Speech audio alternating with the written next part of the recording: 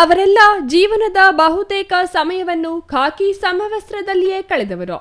ಸಮಾಜದಲ್ಲಿ ಕಾನೂನು ಸುವ್ಯವಸ್ಥೆ ಕಾಪಾಡಲು ನಿರಂತರವಾಗಿ ಶ್ರಮಿಸಿದವರು.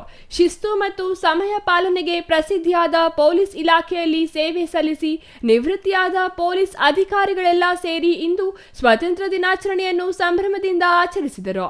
ಇದಕ್ಕೆ ಸಾಥ್ ನೀಡಿದವರು ಚಿಕ್ಕಬಳ್ಳಾಪುರ ಜಿಲ್ಲಾ ಪೊಲೀಸ್ ವರಿಷ್ಠಾಧಿಕಾರಿ ಕುಶಾಲ್ ಚೌಕ್ಸೆ ಮತ್ತು ವಾರ್ಡಿನ ಸದಸ್ಯ ಜೆ ನಾಗರಾಜ್ ಅವರು. ಹೌದು, ನಗರದ 5ನೇ ವಾರ್ಡಿನ ಪ್ರಶಾಂತ ನಗರದಲ್ಲಿ ಪೊಲೀಸ್ ವಸತಿ ಗೃಹಗಳಿವೆ. ಇದೇ ವಾರ್ಡಿನಲ್ಲಿಯೇ ಸ್ವಂತ ಮನೆಗಳನ್ನು ಹೊಂದಿರುವ ನಿವೃತ್ತ ಪೊಲೀಸ್ ಅಧಿಕಾರಿಗಳು ಇದ್ದಾರೆ.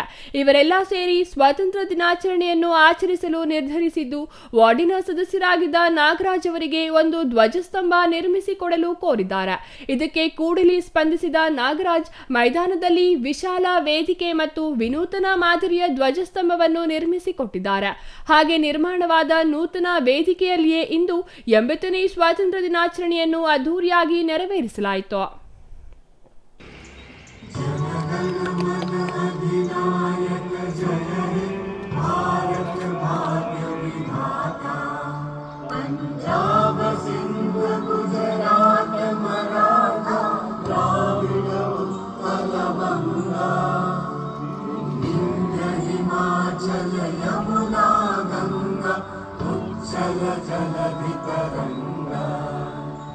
तब शुभ नामे जागे, तब शुभ आशीष मांगे, गाहे तब जय गाथा, जनगण मंगलदायक. ಇನ್ನು ನಿವೃತ್ತ ಪೊಲೀಸ್ ಅಧಿಕಾರಿಗಳ ಈ ಆಚರಣೆಗೆ ಮುಖ್ಯ ಅತಿಥಿಯಾಗಿ ಜಿಲ್ಲಾ ಪೊಲೀಸ್ ವರಿಷ್ಠಾಧಿಕಾರಿ ಕುಶಾಲ್ ಚೌಕ್ಸೆ ಅವರನ್ನು ಆಹ್ವಾನಿಸಿದ್ದು, ಮುಂಜಾನೆಯೇ ವೇದಿಕೆಗೆ ಆಗಮಿಸಿದ ಎಸ್ಪಿ ಕುಶಾಲ್ ಚೌಕ್ಸೆ ಧ್ವಜಾರೋಹಣ ನೆರವೇರಿಸಿ ನಿವೃತ್ತ ಅಧಿಕಾರಿಗಳಿಗೆ ಮತ್ತು ನೆರೆದಿದ್ದ ನಾಗರಿಕರಿಗೆ ಸ್ವಾತಂತ್ರ್ಯದ ಗರಿಮೆಯ ಬಗ್ಗೆ ಕೆಲ ಮಾತುಗಳನ್ನಾಡಿದರು.